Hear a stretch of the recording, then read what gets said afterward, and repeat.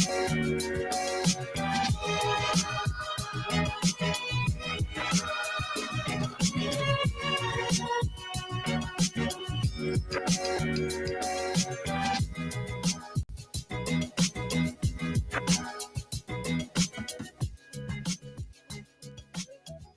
and gentlemen, members and friends, it's me, it's Matt Bailey. We're live with December virtual preview. This is not a virtual tasting. Oh, we got a bug or something. This is not a virtual tasting. I hope you can hear me okay. This is a walk through some of the releases that are in December, in our December Outturn. I say Outturn in inverted commas because it's not a formal Outturn in December. It's a bunch of releases each week. And we have a special guest joining us this evening to talk through some of these releases. I hooked him up with the samples for these about an hour ago. So we're definitely on the ball with this. And I'm going to just bring him into stream now.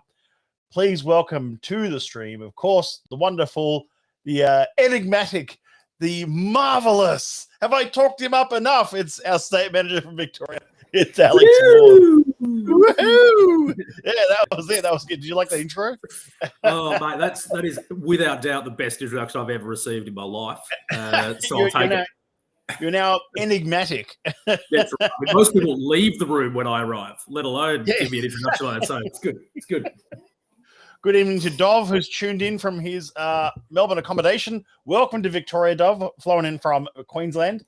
And we've got a few other people joining the stream at the moment. Good to see you all joining in. This is, of course, our December Outturn virtual, our walk through some of the December some of the casks in December we're releasing through the society this month. In fact, two of the one, two, three that we're tasting tonight are already out. So it came out on Tuesday this week and have been out just a little bit already. Klaus from Sweden, good to see you tuned in. There he is. Happy drowning from Sweden. Good to see you, Klaus. Hope you're well. And this is all very exciting. It's a chance for us to walk through, talk through, and taste some of the goodies. So without further ado, I think we might just crack into it. And I thought we might start with the more on the gentler end of things. We're going to start with, let me bring up the next screen, 50.116. Now, this just came out on Tuesday. I'm going to pop the caption up on screen there. 50.116 Sun-Kissed Island Paradise. This is very exciting. I'm going to pour just a tiny smidge of that. But it's also the lowest proof, so this is where I wanted to start us off.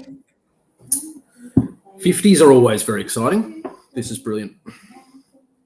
So 45.8% ABV. Every time I see anything that's 45.8, that's 31 years of age, first of all, that's kind of cool. It's had a lot of angel share. Second thing to note about this whiskey, it's one of 78 bottles ever. By the way, hi to Tony Pergar from Hobart. One of our Hobart members tuning in. Evening team, good to see. And Dov Burns loves a good 50. Yeah, so do I. It's great. It's this is a 31-year-old premium bottling called Sun-Kissed Island Paradise. Now, I brought up I've got a couple of slides just to show them this to relate to this. I won't tell you which distillery it is, but they've got some very, rather sexy-looking cube-shaped bottles these days, and we do love what they're doing. And they also look after a brand called Pure Scott, if we want to learn a bit more about what they do over there, which is their blended whiskey. And they've got a cool little flag out the front of the distillery there, which indicates the current ownership, which is David Pryor and Gavin Hewitt, who bought the distillery, I believe, like 2017, 2016, somewhere around there. But this is one of 78 bottles. That's it. And we got about half of them in Australia, which is rather cool. So we got about 32, 33 of these bottles, whatever it was, for the whole country. Very cool. They're notoriously low 50s. Even sort of, there's a couple of interesting quirks about the 50s, which I've talked to some members about this before. You might have spotted it, but almost all of the ones in recent memory come from two particular distillation dates, which is 26th of January 1990 and 5th of May 1990. And there just must have been distillation that was available, or distillate that was available to us then. But they've been sort of tracking, and you can follow the youngest one I recall from those parcels was about 23 years old. And then they've just been sort of following up. There were a fair few nice 25-year-old ones. It hit 27, and now we're sort of into the 30s, 31s. So you can see their progression. But weirdly, at various stages of it, they were still low. Even it wasn't like, oh, yeah, we Yeah, had like low 200 out, bottles. Low out. low out Yeah, terms. yeah. So something was going on where can't have been leaky, just must have been the spots in the warehouse or whatever. But the Angels were extra greedy in that spot. But yeah, no, they've been from 23, 24, 25 onwards, they've been dipped down in volume. Makes them pretty special. I'll just bring up, just to give some context, there's some history here as well with the society. Have a look at this label. This is from that red code era. 50.84. Yeah, 1990. There you go. 15th of May, 1990. One of only 36 bottles. And I've had people ask me about this and say, oh, so you guys split the cask with someone, did you? I was like, nope, there was no cask splits going on there. Like, there's no chance it would have been going on. It doesn't go on now. It didn't go on then. We always bottled the whole cask.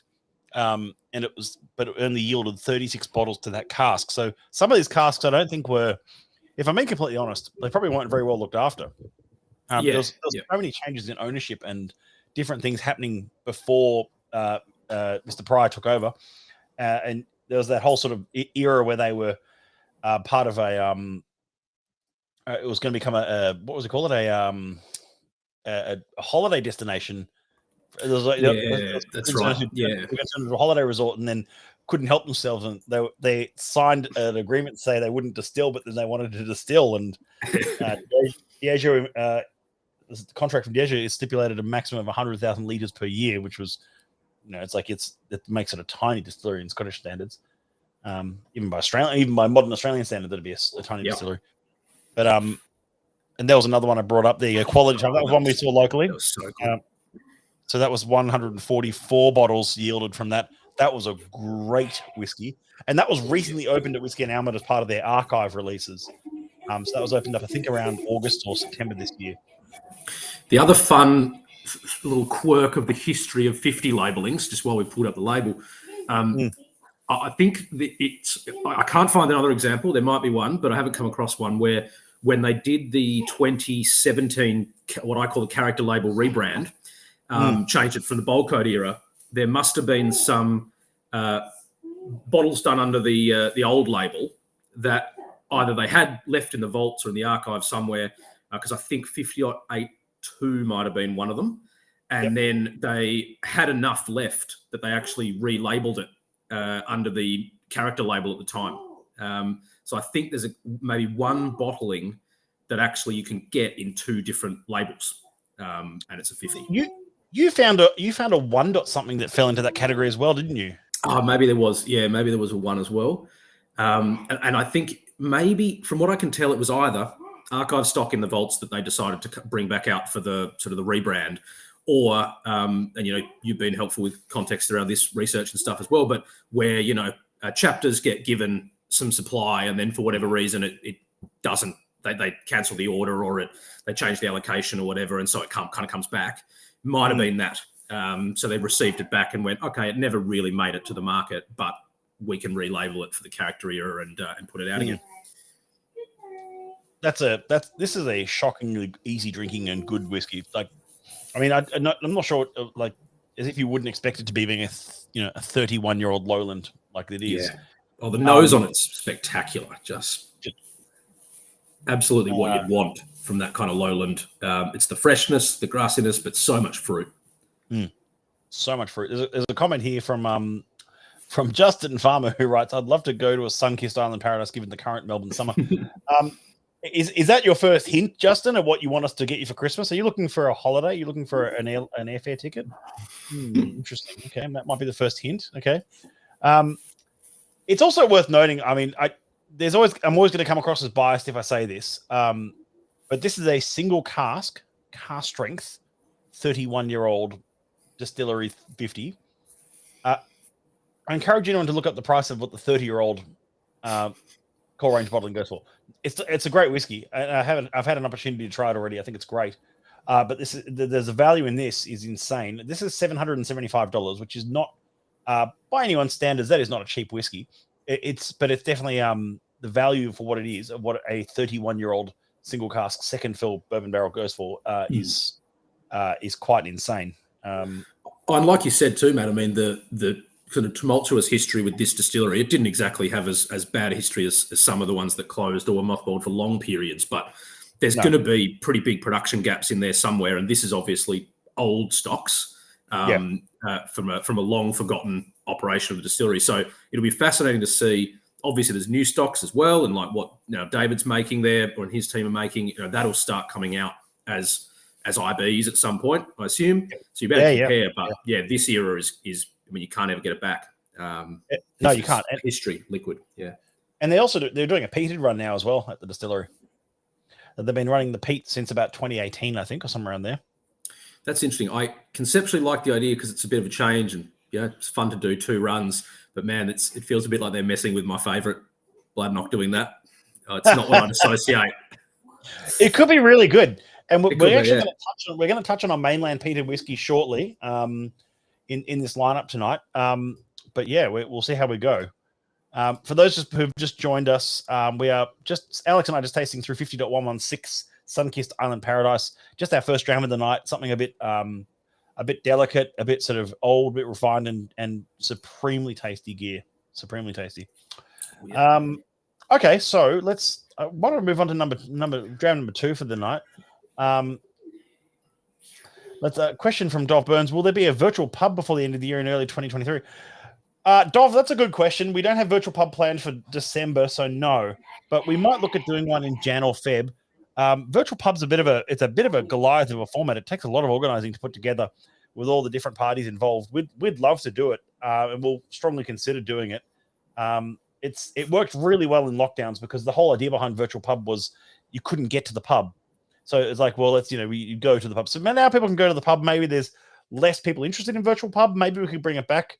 We've got some really exciting virtual tastings coming out next year, though. I mean, we're working on all of that right now through our planning. But thanks for the cool question. So I thought we might, where are we up to now? Admire the architecture.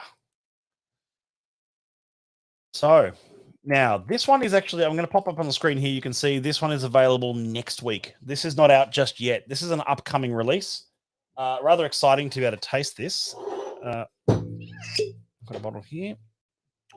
So this one's coming up, and this is already on taste at Whiskey and Almond, but I can tell you right now, it's one of my all-time favorite distillates. I'd go so far as to say it's in my top 20 distillates by a long shot.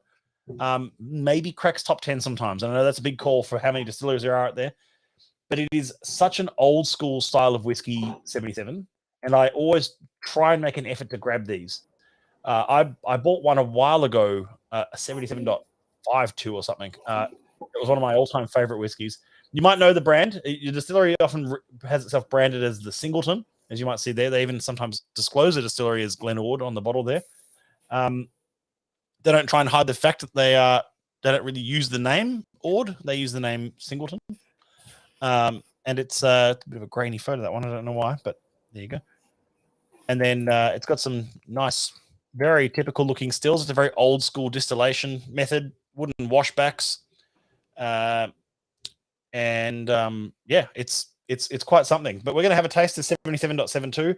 Very old school distillery, like I said. And this particular example is just everything I love in a whiskey. A very distillate forward, very natural whiskey. I know that sounds really weird, like almost wanky to say. It's like, what do you mean by natural whiskey? The cask doesn't encumber this too much. It's a very firm Highland style of whiskey, and I think it's got the perfect level of like the pencil shaving oak quality to it. Sometimes it can be, it depends how much you like that note, but sometimes it's quite dominant, and it's that you wouldn't say it's over oaked, but you'd be like, well, it's very heavy on the pencil. Some whiskies have, like, if you're looking for that oak, it's just not there when you'd like it to maybe like round out the tannin or something.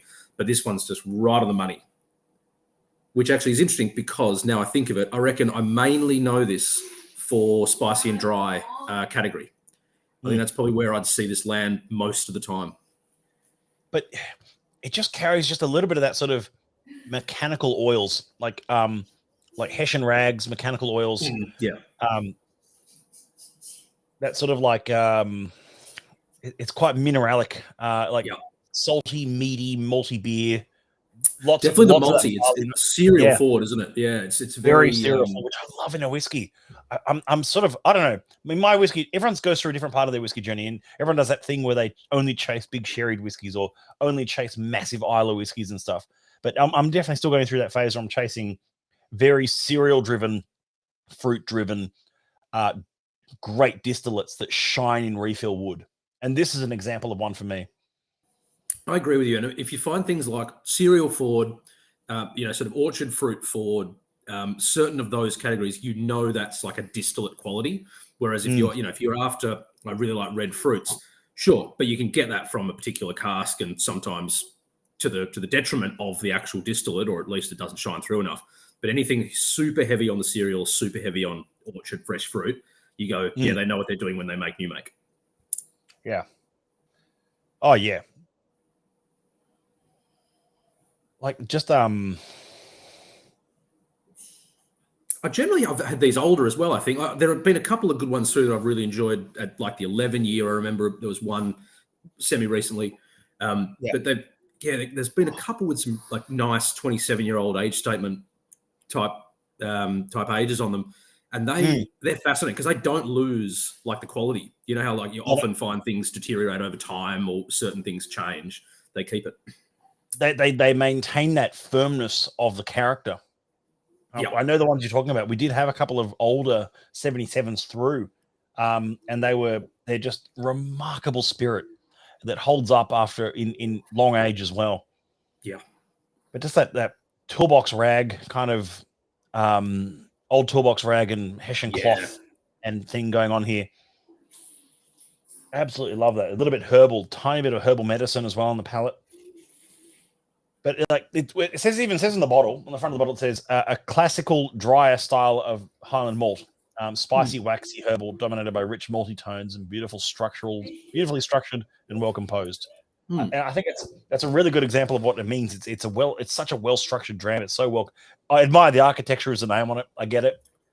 It's kind of fun, but but definitely spicy and dry. Definitely super textural in some ways, but it's lightly textural, if that makes sense. It's quite absolutely. Quite thin. It just shows too when you've got such a good distillate underneath as well. How good is just refill bourbon? Like, just don't do anything with it. It's like having good seafood or whatever. Barely cook it. Just like if you've got a good distillate, don't really touch it. Just let it mellow out, and away you go. This would go to waste if it was re-racked into, say, first fill sherry or something. Yeah, exactly. It used to be what a waste. Like, I can't taste the distillate now at all. I can't taste the quality of that. Yeah. The barley on this nose is just phenomenal. The malt character is so good. It makes me think as well, though, previous conversation around Bladnoch. If Distillery 77, I don't know anything about the history enough to know whether they did a peated run at some point, but I think that would work. Like on the canvas of this, I think that could probably work. The team at Whiskey and Almond actually picked up the slightest bit of peat on this one. They picked up. Right. They do like the usual 3 to 4 ppm. One of the fascinating things about this distillery actually is it's one of only 3 distilleries in Scotland that is completely self-sufficient in their malt requirements. So right, okay, yeah. Right. So it's Glenord, it's Rose Isle, and Springbank, and that's it. That are the 3 distilleries that are completely self-sufficient in malting. And these guys, this distillery, 77, also supplies malting to Talisker on occasion as well. So, and a bit to Isla as well. We don't know where in Isla, but I think it'd probably just go to Kalila. But it's like a bit of the malting requirement goes to Talisker.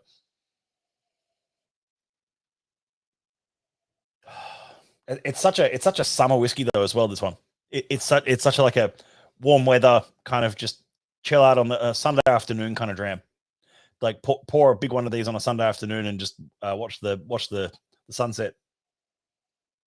Yeah, people talk about breakfast whiskey and often mean something like lighter or fresh, like the simple ones are breakfast whiskeys often, or the whiskey flavored whiskey ones are often called breakfast whiskey. But I'd say this is much more a breakfast whiskey in terms of flavors. Like this, you could have this with milk.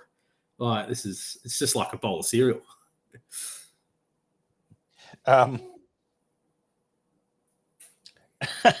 You said breakfast whiskey flavored whiskey. That's one of Yep. like the most you Like and I have when joked about. safe.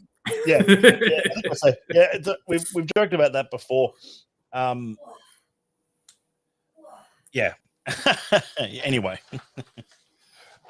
let's what. So yeah, I'll just let everyone know that one's out next week. That is the 77.72 Admire the Architecture, available next week. It's one of those whiskies that I can quite honestly say will just slip under the radar.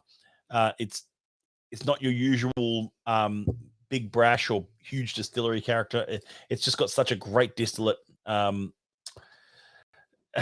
So I can't see who said this comment. Made from beer, made from whiskey. Yeah, no, like what Alex and I mean by whiskey flavored whiskey is that there's some distilleries and some distillates that we've referenced in the past that are very much like whiskey flavored whiskey, is in like they're very like that is stereotypically whiskey in some ways. Does that make sense? You kind of know that's perfectly. It's really hard to describe, but like it, like that's why the phrase is so iconic, like whiskey flavored whiskey, because it's sort of it makes sense, but it's hard to explain it. It's kind of like there's enough in there that you can so clearly identify it as whiskey, but you really don't know what the flavors are. Like you can't really identify many notes out of it. It's pretty like one dimensional in terms of that one dimension being it tastes like whiskey. It's a strange product when you find them. But I think you and I are thinking about the same distillery right now, but we're not going to single anyone out. Okay, no, we're not going to be mean to them. That's right. But by the way, you know who you are. Yeah, you know who you are. You shout out to Aubrey Jarkey. Aubrey, it was great to see you the other week, and great to see you tuning in. I had what I used to call a bacon and eggs whiskey, Ben Riach Solstice. I remember the Solstice. They don't make that anymore. It was like was it a 21-year-old or something? And that was I remember actually. Here's a flashback for you. Not many will remember this. We had a whiskey years ago, 44.47 or something was the code. So about 100 casks ago in the 44 coding system, called Mexican Breakfast. Oh, do I have it? Yeah. I've definitely had a bottle of it, and the bottle is You've had a bottle of it. Gone. Yeah. You've definitely had it before. But it was a malt of the month, and it was a 14-year-old refill sherry cask from memory. I'm probably getting that part wrong. It was definitely sherry. That's right. Somewhere. Yeah. And it was it was literally like beans, bacon, and eggs, like a proper bacon and egg beans sort of breakfast on a plate in a glass. And I don't know how that flavor came about. I mean, 44s are huge. We're going to touch on a 44 later on. And Aubrey says, yeah, it was only released twice. Yeah, I remember coming out here and there. I remember seeing it around, but and I think I may have bought a bottle when it came out, but it didn't last. Pardon me, it didn't last long. It's Jules says Jules is in Julian, White. Julian, is that Jules? I'm going to take it word for it. Hello, Jules. 46.47. It wasn't 46.47, was it? I thought it was 44. Well, I was going to say, Matt, I think it's 46. I think that is one, because I actually think that is one of the examples of names being used twice or more times. Right. And I do, because I remember the Mexican breakfast has been used twice. I believe so. Yeah. I'd have to refresh, but there's a couple that like I know off the top of my head are used twice, and that's like ringing a bell for having made multiple appearances. Not with the same distillery though. Sometimes, rare cases, used twice for the same distillery. That's fun, but from memory, no, that was used twice, but across different codes. If you've just tuned in, we're just going through some of the drams from the December virtual, December Outturn virtual, just some of the things that are either about to be released or have already just been released and are already on the site. Like the first one we started with, the 50.116 Sun-Kissed Island Paradise. That's just come out. That's a 31-year-old Lowland gem, absolute fruit bomb of whiskey, fantastic stuff. We've just tasted 77.72. We're now going to move on to, where are we up to? 19.65 50s mouthwash. Okay, I'm going to pull. I've got a little dram of that here. Okay.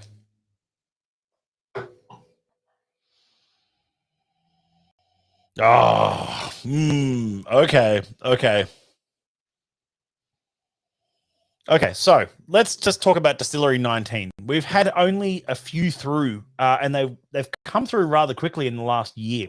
It's a distillery code that I would call a code revival, in that we didn't see 19s for a long time, and then we've started seeing some 19s through, and they've all been 18-year-olds. I think there's one 17-year-old and one 19-year-old here and there, but they've all, like all the codes I've seen through, I think have been mostly 18-year-old casks at the moment. Yeah. And this one is our most recent one. I think we've had, this will be our fourth one, I think, if we include the first one we saw locally, which was, there's a distillery photo. It's not related to what we're talking about, but it's a distillery photo. Related to the first one we saw back in May was, I think, the hazelnut bubblegum, which was Distillery 19 rare release. In fact, it was very popular with members, that one, and it's very popular with me. I bought a bottle of that personally.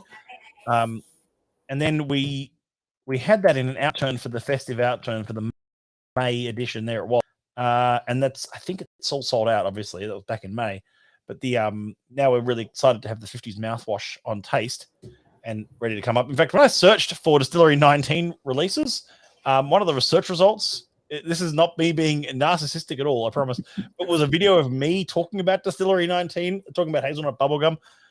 Which I don't even remember recording, but I must have recorded it when I was over in the cask room in the UK and earlier this year, and I didn't realize it had already been published. So there it is. Good fun. But we going back to this release, going back to 19.65. For those, maybe if you're born in 1965, this could be a little curio for you on the shelf, because buying a 1965 whiskey is getting very, very expensive. Matthew Namo is a bit late to the game, but just in time for the 19, he says. 18.25 was Continental Breakfast. Okay. I think Dom's Googling all the 44.4 was Continental Brunch. Yeah, sure. There's a lot of the times breakfast brunch was used, that's for sure. Breakfast in a Highland Croft. Oh my God, how good was that? I still have dreams about that cask. Oh, that was an absolute. You know, every now and again, there's casks that just, they shouldn't be as amazing as they are based on your previous experience of them. Just not that they're bad, but you just go, they're not going to be a spectacular cask. And then you drink them and you're like, this doesn't make sense, but it's like in my top 10 whiskeys for some reason. Like, the worst part is it's almost always the sleepers. Yeah.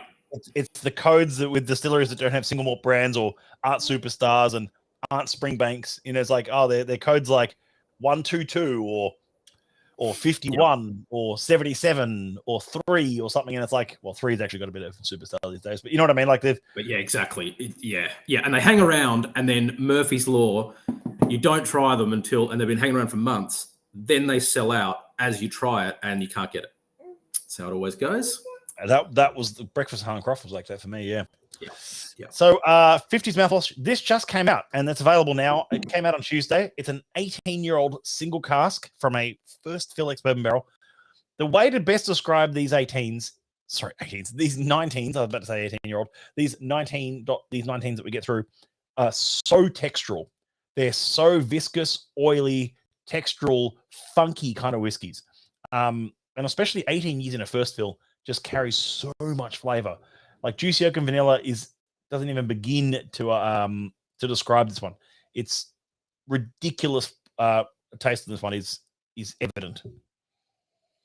So it even says gorgeous, silky, and richly textural, and that's absolutely true. Like cough mixtures and man, it's true to form with me for 19s, because you know every time I get one, on first approach to it, I think this is not for me. You know, on the absolute first approach, I'm like, there's something in that's challenging, and I probably won't get that.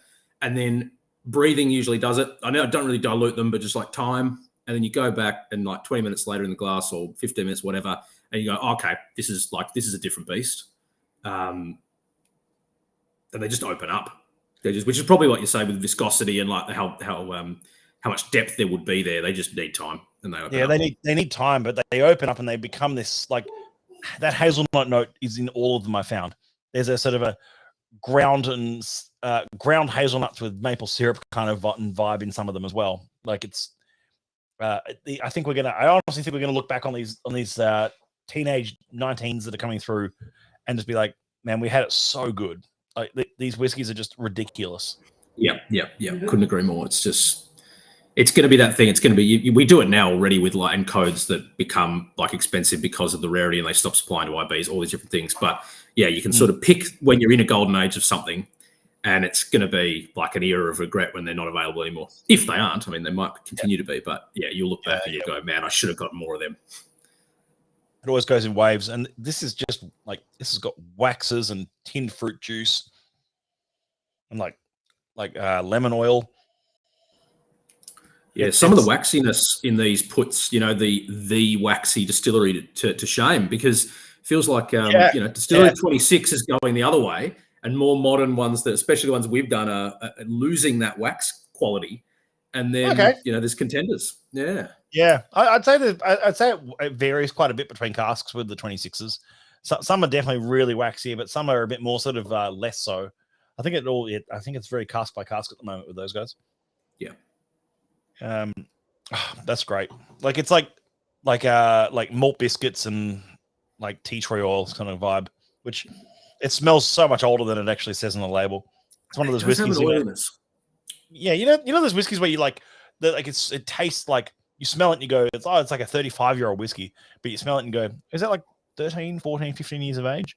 And then it works the other way around as well. You taste like a 15 or 18-year-old whiskey in this case, and you're like, is that a 30-year-old whiskey? Is that like a 35-year-old whiskey? Yeah. But I think it's one of those ones for me that really does flip around on the age statement side of things.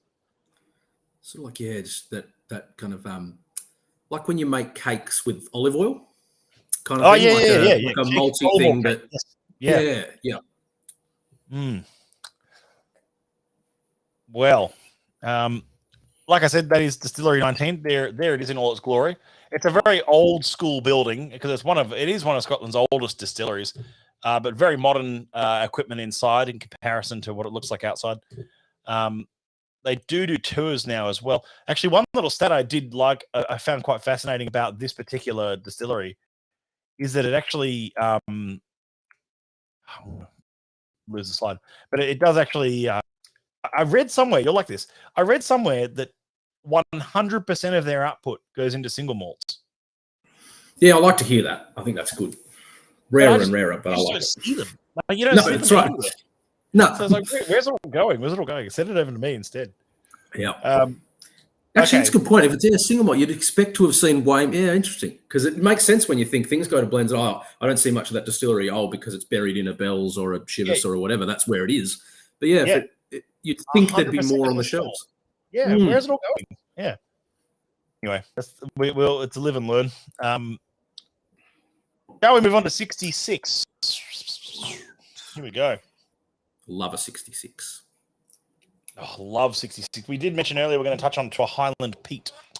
So, I have a sad story with 66 because I used to buy them entirely blind, like buy them all, grab every 66. They were brilliant. And then I had only one experience with 66.90, steam train through a pharmacy. And, everyone's different. That was not for me with the medicinal level that it was giving off. And some people love it. It wasn't by any means like bad or off. It was just wasn't to my palate. And the spate that had come before it were a very different flavor profile, which I was digging at the time. So I bought that one and thought, okay, it's changing a bit. I might stop buying these for a while, or whatever, and see what happens with my flavor preference. But then it was like a weird exception in the line, and I should have just kept going because then like 91, 92, 93, like, it was all fine. It was just this one time I was like, oh, maybe not the next one, but kick myself now. Yeah.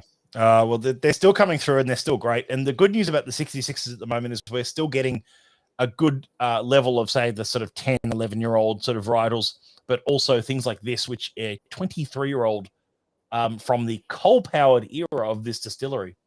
We're not going to see much more of this coming through ever. There's a question here from someone who's just a Facebook user. Is the greenhouse still operational? I assume you're talking about the previous distillery, Distillery 19.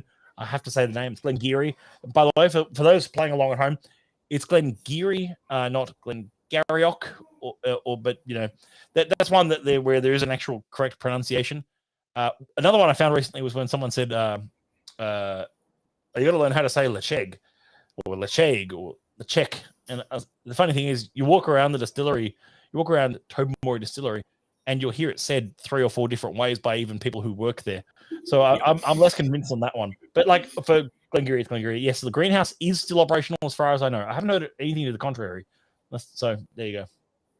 I assume that's Jules, because that would be a very Jules question.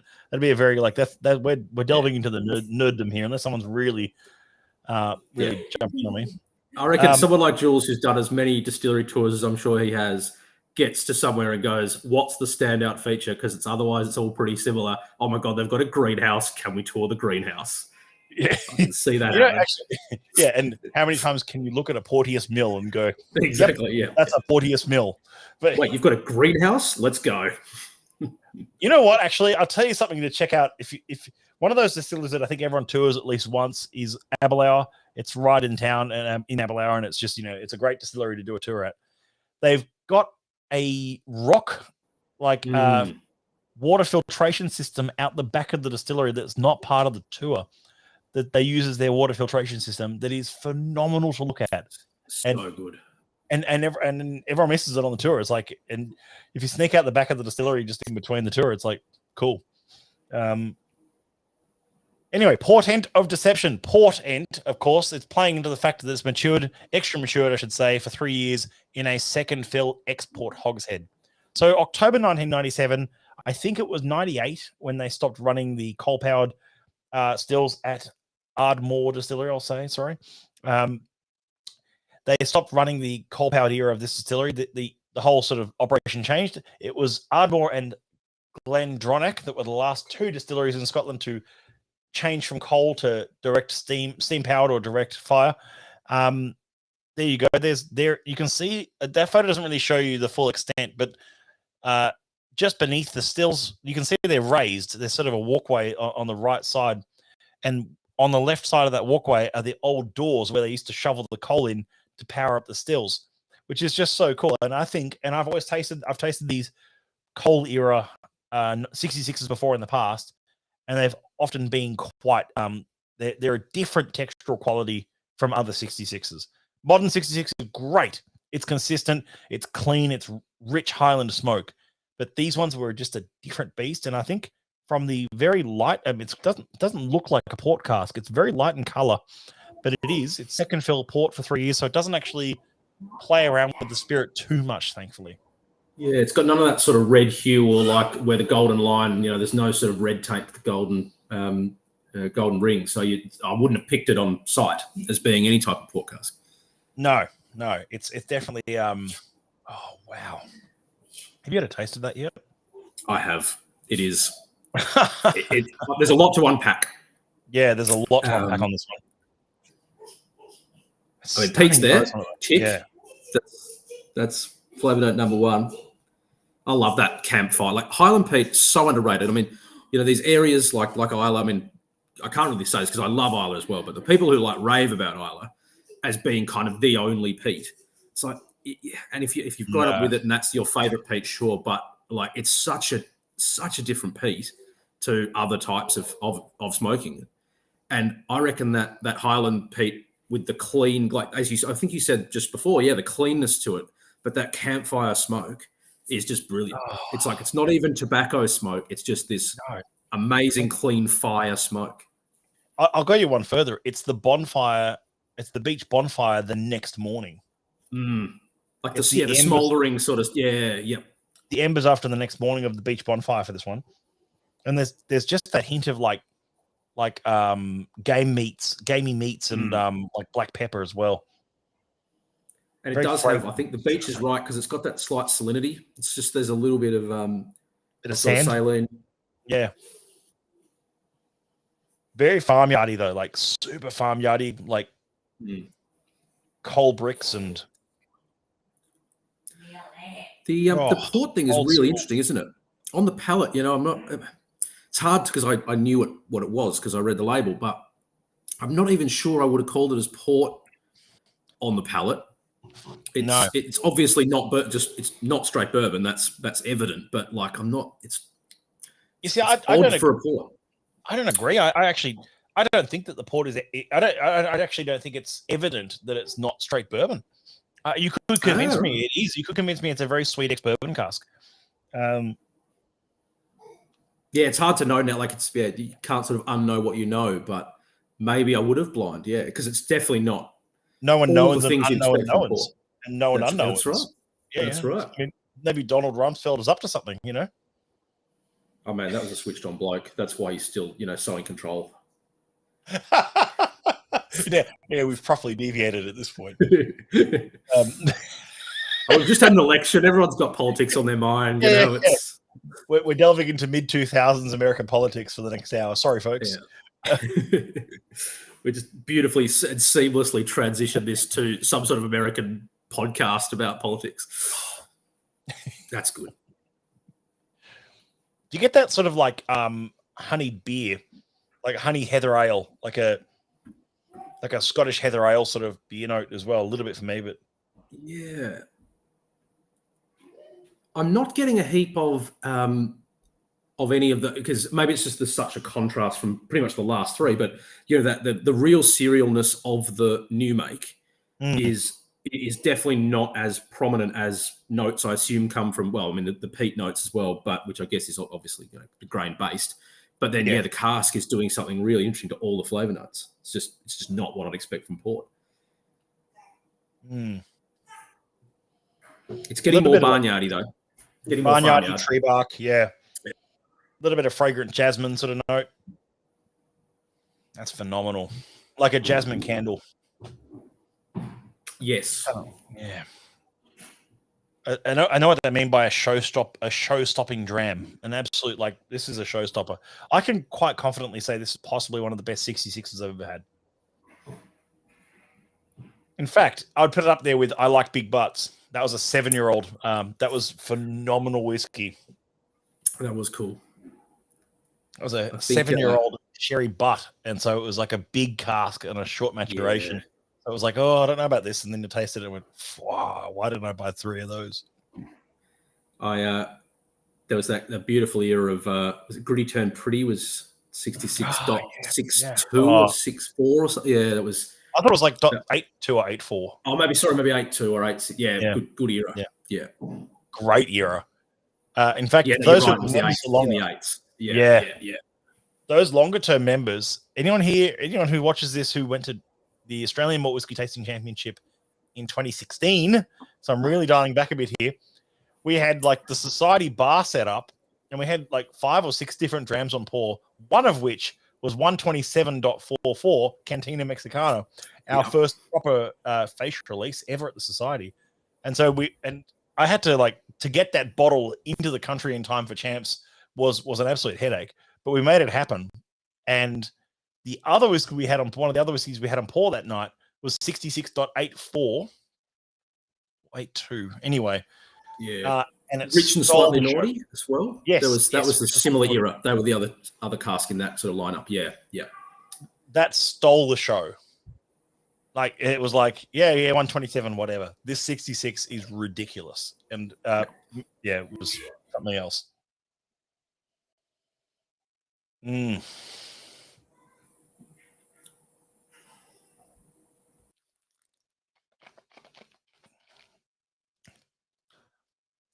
I really enjoy that. I might bring the rest of that bottle. I'll just open that for tonight to share with Alex and to have a taste with you folks.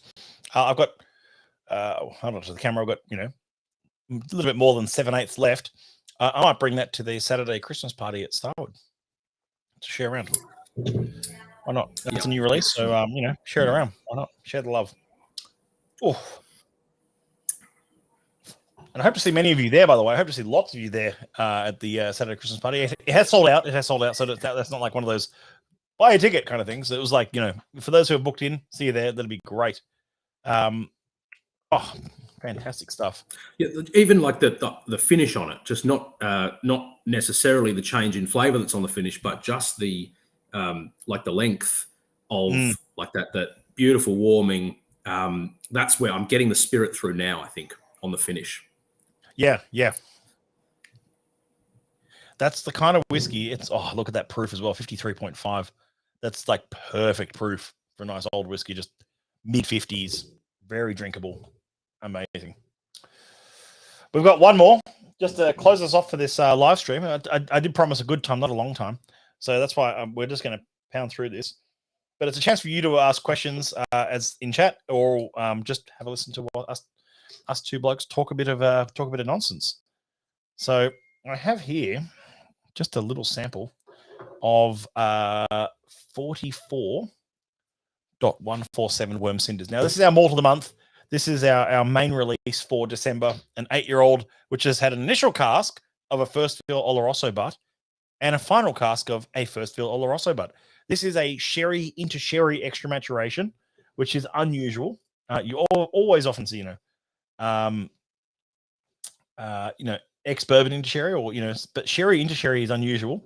Dov asks, I haven't opened the cake yet, Dov, but I'm saving it up. It's a Christmas cake. I'm gonna save it for Christmas. I have resilience. I can save it up. But I'll see you Saturday, Dov. I'll see you Saturday. It'll be good. Now let's just talk about a couple of things about this 44. 67.9% ABV.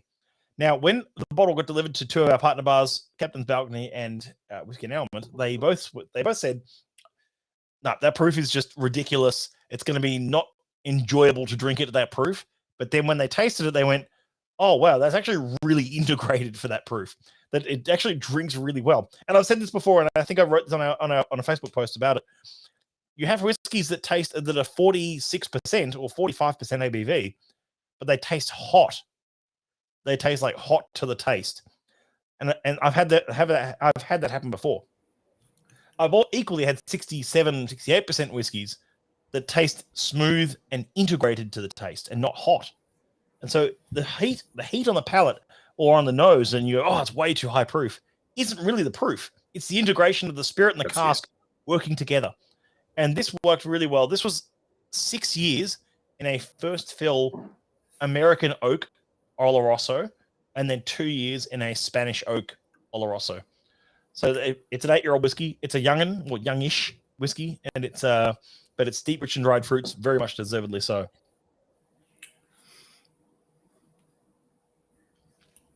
Ooh, bloody hell! That's big. It is big. They're big. They're big. They're big, and I love it when you see it. And I think I loved the choice of the re-racking here, because it would strike me that would make it even bigger. When you go from, like, there's no sort of refill mellowing concept for this. It's 8 years old. It's first fill straight up. So its first exposure is first fill Oloroso sherry. And then bang, you give it effectively like you'd usually see, I suppose, even a second fill or something, then put into a first fill to just give it that pep for the last, month or year if it's older or whatever. But then they've just gone, double down and go first fill again. We need more just sucked out sherry. That bottle's probably 200 mils of actual sherry. It's been, extracted straight out. It's just insane. It's a chance for you to play around with flavor, though. That's the beauty of it. Like, people ask, why would you do that? It's like, because it's fun. Because that's what it's meant to be. Whiskey's meant to be fun. And if you can play around with flavors a bit and be like, this goes into this, and this creates this, and this is a different flavor, and this is a different profile, then you get something cool out of the end of it. Like, why not? Like, you go from sherry into sherry, and you create something that's deep, rich, and dried fruits. And by the way, this for me is like, this is total sherry powerhouse. Like, dark fruits, coffee grounds, like black currant jam, black garlic. Yeah, the jam in it. Yeah, absolutely. Cocoa, jam in it. Black currant. Yeah, it's Zero. Mr. Pardos, by the way, for those who haven't been following Zero's posts on our Facebook group, you're missing out, because he's opening the advent calendar each day and posting the dram each day. And he's opened some crackers, and I'm looking for, I've basically been using the group to read his write-ups and stuff. So please check that out. My R11.8, pardon me, is the same ABV and is called Overproof. Yeah, I mean, exactly, 67.9. Overproof is very much a rum language word. It is amazingly interesting, though, isn't it? Anything over sort of, and this is a bit of an assumption. Well, I'm about to go on to say, I guess it's not, but anything over 63.5, 64%. You look at it for Scottish whiskey and you go, I actually have to wonder what's happened there, because there is little dips when it does go up, but then, over time, it's obviously a trend down. But to get to 67.9, something's been filled at higher strength. So Yeah, to the earlier yeah. point around casks, it's had, not only is it first fill Oloroso into first fill Oloroso, it's higher ABV than normal fill strength into first fill Oloroso into first fill Oloroso. Yeah, It's it's incredible. ridiculous. Oh, it's ridiculous. It's so big. But this is kind of fun though. This is the kind of thing. It's like that, raisins and treacle tart and blackberry jam kind of notes. Yep. You've got to play around with flavor. And I hear some members sometimes try things like this and go, it's so unusual. It's not like a normal whiskey. It's like good.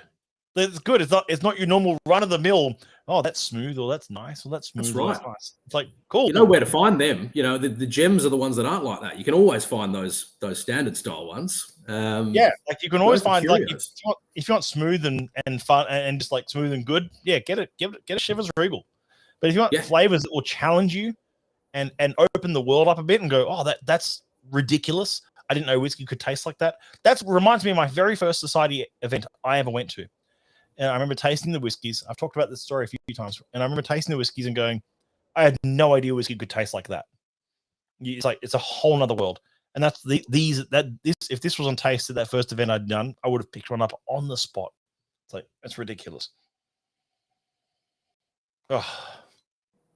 It's actually, it's quite innovative because doing the re-rack, I don't want to focus on this too much, but doing the re-rack from the same cask to the same cask is it achieves like a result which is sort of a bit, it's almost it'd be impossible to achieve any other way, because by the nature of the maturation, as it's been a first fill at when the liquid first goes in, it's extracting. So every year that goes by, there's less of that initial cask going on. And so, by the nature of time and maturation, you're always going to have just the influence of it be less and less and less over time. This is kind of like just an absolute way to almost pause it. Keep it as a first fill cask for each year of its maturation. Keep that freshness going, which would be gone from that initial cask in the first couple of years. Just go again. So you wouldn't be able to achieve this without the relatively modern concept of like re-racking, Yeah. I mean, relatively modern. That is something. I mean, it's true though. But in the grand scheme of whiskey, re-racking or extra maturation or finishing, is relatively young. It's early 1990s. It was, and it would definitely. By the way, I was reading a book from Dr. Nick Morgan, who did say it was definitely Balvenie that pioneered it, and then it was Glenmorangie who sort of like popularized it. Yeah, marketed it a bit better. Yeah. Yeah, but it's a cool bit of history. Speaking of cool bits of history, this year is the 4th year of the Dr. Jim Swan Awards for innovation in whiskey, and our founder Pip Hills has won it this year, which is very cool for him and very cool to see his contribution to the whiskey industry recognized in that way. This year's 20th anniversary of the Australian branch, which we've celebrated throughout October and a bit of November as well, and we're continuing to celebrate it. In fact, I might have one of the anniversary bottlings on hand this Saturday, and then and next year is, of course, celebrating 40 years of the society globally, which is a very big year for us ahead. We've just tasted 44.147 Worm Cinders, which is available now. It has our malt of the month. We've knocked $20 off it. It's $1.79, and it's available through snws.com.au/shop. Make sure you remember and join the club if you're not, and we'll see you on the other side. Alex, thank you so much for this chance just to sit down and catch up for an hour. Great time. Taste through some cracking drams, and I will see you soon. I'll see you Saturday, and I'll see all the rest of you whenever I see you. And best wishes. Throw any comments, any other questions you have about any of these releases, throw them on the comments of this video on YouTube or Facebook, wherever you like to catch these things. And I'll catch up with you all on the other side. Adios. Adios.